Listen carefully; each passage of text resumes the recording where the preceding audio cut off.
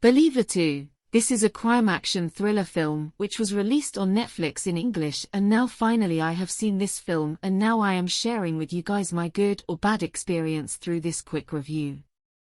So without wasting any more time, let's talk about my experience watching this film. So first let me tell you guys a little bit about the story of this film. The story of Detective Jo, who is looking for Asia's biggest and most powerful drug lord, Mr. Lee.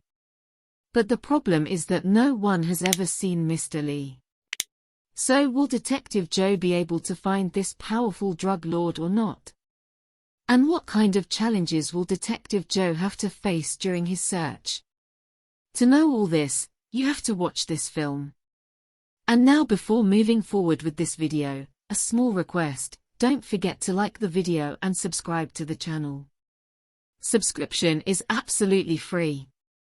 You don't have to pay any money, but I will keep getting the motivation to keep bringing such videos for you guys.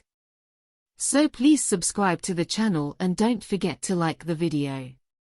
Now let's talk about my experience watching this film.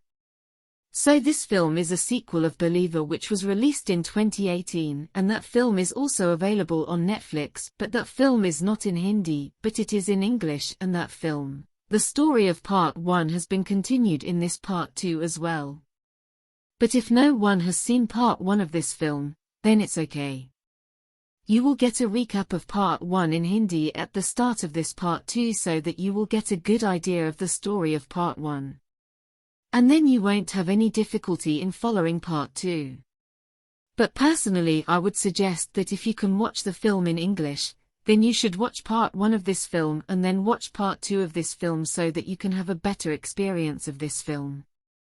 If I talk about myself, then the part 1 of this film, which I have seen a few days ago, I found it to be a decent film, and part 2 is also a fast-paced action thriller like part 1. If you like to watch action-packed crime dramas, then this film can give you a good time pass. In part 2, you will get to see action almost every now and then. You will get to see gunfight scenes, some hand-to-hand combat scenes as well. You will get to see a lot of brutality in this film. And the action film is good, but it is not something that you will say that you enjoyed watching or that you have not seen such action before. It is not like that. But still, if you are an action lover and you like to see brutality in movies, then you should definitely watch this film. And you will get to see most of the focus of this film on action and brutality.